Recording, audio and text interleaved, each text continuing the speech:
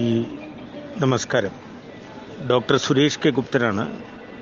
ഈ പറഞ്ഞ മെഷർമെൻ്റൊക്കെ ഏകദേശം ഒരു 5 കൊല്ലം മുമ്പുള്ള ചില ലാബുകാരുടെയും ഡോക്ടർമാരുടെയും നിഗമനമാണ്.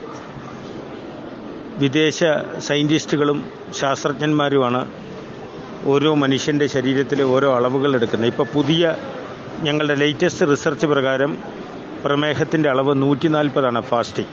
200 മുകളിലുണ്ടെങ്കിൽ മാത്രമേ ഭക്ഷണശേഷം ഞങ്ങൾ പ്രമേഹ രോഗിയായിട്ട് സംശയിക്കുന്നുള്ളൂ. സംശയം മാത്രമാണ്. അതുപോലെ HbA1c ഞങ്ങളുടെ ലേറ്റസ്റ്റ് റിസർച്ച് പ്രകാരം 6, 7 മാറി ഇപ്പോൾ 8. അതുപോലെ ബ്ലഡ് പ്രഷർ 120/80. അതൊക്കെ മാറി ഇപ്പോൾ 140/90, 140/100 വരെ എത്തി. 150/100 മുകളിൽ കയറിയാൽ മാത്രമേ ഹൈപ്പർ ടെൻഷൻ എന്ന അവസ്ഥ വരുന്നുള്ളൂ. അതുപോലെ സോഡിയത്തിനും പൊട്ടാസ്യത്തിനും പ്രോട്ടീനും കൊഴുപ്പിനുമൊക്കെ പുതിയ റേഞ്ചുകൾ വ്യത്യസ്തമാണ്. ഇത് മരുന്ന് കമ്പനിക്കാരുമായി ചേർന്ന് പണ്ട് 110 ആകുമ്പോഴേക്ക് തന്നെ മരുന്നുകൾ കൊടുത്തിരുന്നു പ്രമേഹത്തിന്. ആ കാലമൊക്കെ പോയി. വളരെ സിമ്പിളായിട്ട് നിങ്ങളോടൊരു കാര്യം പറയട്ടെ. നിങ്ങളെ രോഗിയാക്കുന്നത് നിങ്ങളുടെ മനസ്സാണ്. ഇത് എത്ര പേർക്കറിയാം? നിങ്ങളുടെ മനസ്സ് തളർന്നാൽ നിങ്ങൾ യുദ്ധം തോറ്റു.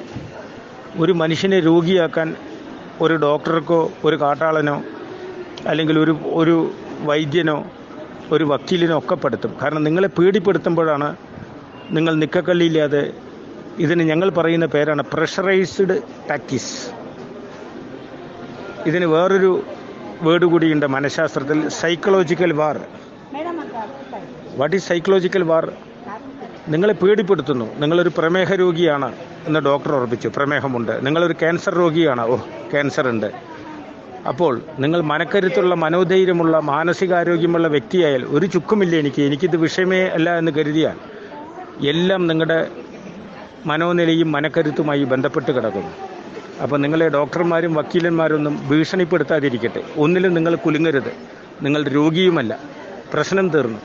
ഇതിന് സൈക്കോസൊമാറ്റിക് എന്നാണ് ഞങ്ങൾ ആധുനിക രോഗങ്ങളെയൊക്കെ പറയുന്നത്. നിങ്ങളുടെ മനസ്സാണ് കാരണക്കാരൻ. അപ്പോൾ ഒരു ചുക്കുമില്ല എന്ന മനോഭാവത്തിൽ അങ്ങോട്ട് പോകട്ടെ ഓരോ മനുഷ്യനും. Guts is important. There is no substitute for guts. ആത്മധൈര്യത്തിനും മനോബലത്തിനും പകരം വയ്ക്കാൻ ലോകത്തൊന്നുമില്ല. Doctor Suresh K Guptan.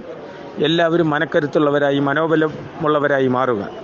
നിങ്ങൾ യുദ്ധത്തിൽ ജയിച്ചു കഴിഞ്ഞു. Thank U.